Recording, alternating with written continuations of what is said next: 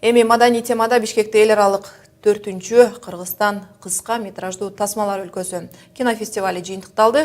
Улуттук сынакка баш аягы 12, ал эми эл аралык номинацияда 14 тасма катышкан. Белгилүү болгондой, жергиликтүү тасмалар ичинен Болсунбек Талайбек уулунун Олжо тасмасы мыкты деп табылды. Ал эми чет элдик кинолор ичинен молдовалык режиссер Павел Кузиоктун Раиса киносу биринчиликти алды. Фестивалдын калыстар тобунун мүчөсү Талайбек Күлмендеев менен кабарчыбыз маектешип келди.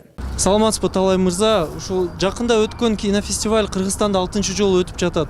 Бул жылы кандай жаңылыктарды алып келди бул кинофестиваль?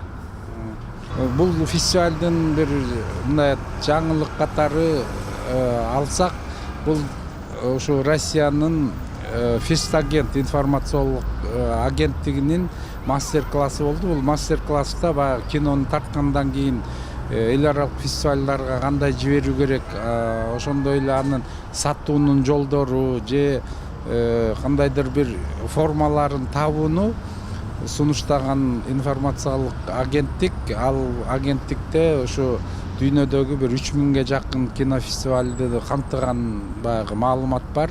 Мына ошолор биздин жана өсүп келаткан жаш киночуларыбызга, ошондой эле көрүүчүлөрүбүзгө бир кандайдыр бир жакшы нерселерди тартуулай алды десек болот да.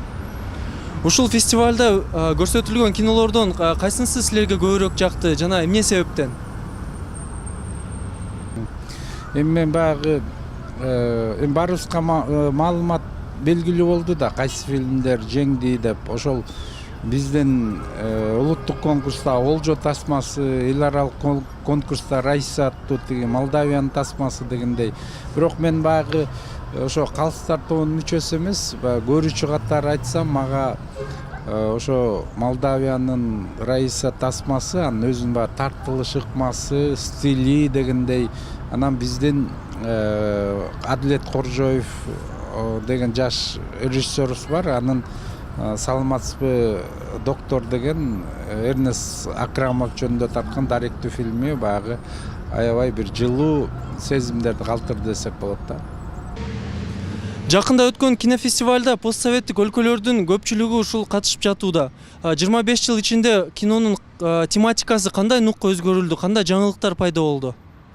Эми баягы ушул кинонун 100 жылдык тарыхында, мындай айтканда, ар кандай жанрдагы, ар кандай стилдеги, ар кандай формадагы кинолордун баары тартылган.